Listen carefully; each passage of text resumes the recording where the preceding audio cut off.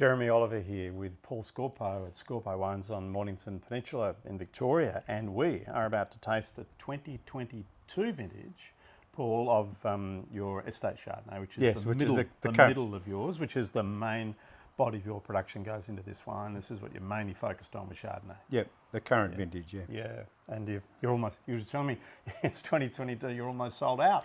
Oh, well, But you had a small crop as well. 2022 is the smallest crop we've had since 2002.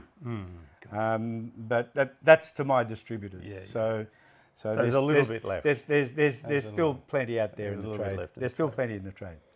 Okay, so if we were to talk then about, Chardonnay has been associated with the peninsula for the last 30, 40 years now. What is it that, with your label, with Scorpo, what are you seeking to do? What's your with the Chardonnay, we're fairly traditional in the way that we make it.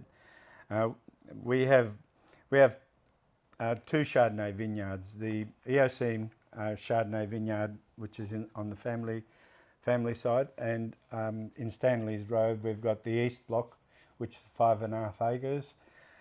We've got quite a few clones, but what we're trying to and it's traditional in that this has got 20% new oak. The rest are 1 and 2 and 3 year old barrels, and then once they get to 3 years old, then I use them to make our Aubain, our sort of varietal. which is the next level down, yes. which is also an incredibly good wine, by the way. Yes, this is so we're really trying to make a wine that's layered and nuanced and just goes beautifully with food. Put the best food that you can with this wine. What I find really interesting, what Paul just said, is that thing about 20% new oak. So a few years ago, serious makers of Chardonnay in Australia were, by and large, it was 1/3 brand new, 1/3 second use, 1/3 first use, 1/3 second use. So a third. And the trend I'm finding amongst the better makers of Chardonnay, who really want the fruit to talk more, is that they're getting better oak and using less of it. Yeah, well, and better new oak. So what you're doing is the oak is evident in this wine. It's supporting it. There are layers of perfume, there are flavour, there's this nutty, creamy bit of butter, there's this bit of smoke, and then the older wood, quality older wood, is actually playing a wonderful role. You don't have to have that high amount of new oak that people are thinking. And as a consequence, especially here, 2022, you're saying it's a super low crop. Yeah, this was just ton to the acre, basically. The intensity of that fruit is outrageous. So it's sort of, it's explosive on your palate. And it's beautifully balanced. The oak is just supporting it. It's integrated, not dominating. And it goes forever. I mean, you've got that great, one of the features of 2022, if you look at the best wines, is the length and the acidity and the balance of these things. Quite amazing. You'll see it in all our wines. In terms of structure, they're sort of quite linear.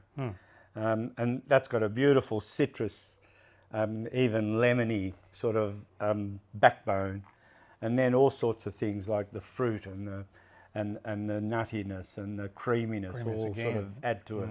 They're sort of layers that give it complexity, I think. And on the palate, you've got this real, it's like a lemon pith, and it just continues under it. It's texturally, I think it's just beautiful on the palate, And then it's finished, the acid just so fresh, mouth-watering, and it's like, wow, I want some more. Yeah, that's the 22s really are just, they're singing. At the moment, they're just, the 22 Aubain, I think, just flew out the door because they're exceptional wines, and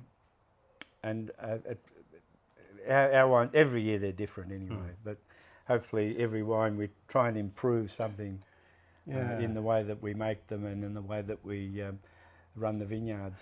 Paul, I think the important thing also for a lot of people who might wonder what this whole thing of texture is, and it's something that all across your wines are textural wines, and that means it's like, we're talking potentially about white wine that has a kind of crunch and sort of mouthfeel that gives you a suggestion. It's got, like a red wine, it's got texture and body. It has. It's got very fine tannins, fine tannins. Even in that short 2.5 hours of press, the juice is in contact with the skins. Exactly. So, And it's extracting. you are getting that textural element to it. But you've one of the hallmarks of what your brand does really, really well, all your wines have been textural, and you just refine that really well. I mean, I remember my very first mentor, Dan Murphy, would have this set of black wine glasses.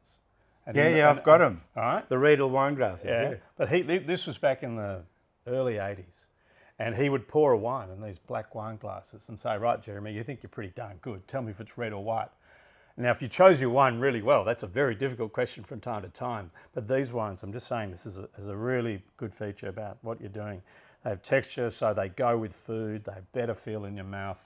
They're going to last longer. All these things are all ticks. And because Australian winemakers, by and large with Chardonnay 10, 15 years ago, weren't worried so much about texture. It's come in more and more, and I think you guys are right at the front. So. Well, this once again, and it's the same principles there, where we retain the natural acid. We want to retain the natural acid, basically, because of all the things that we've been saying about it, that it is refreshing, it is mouth-watering. But the way that integrates texturally with those very, very fine tannins, is what gives you, and then that creaminess on top gives you that unique texture, that mouthfeel. That's quite amazing. Paul, well done. So, thank you. we're signing off from having tasted the Scorpo Chardonnay 2022.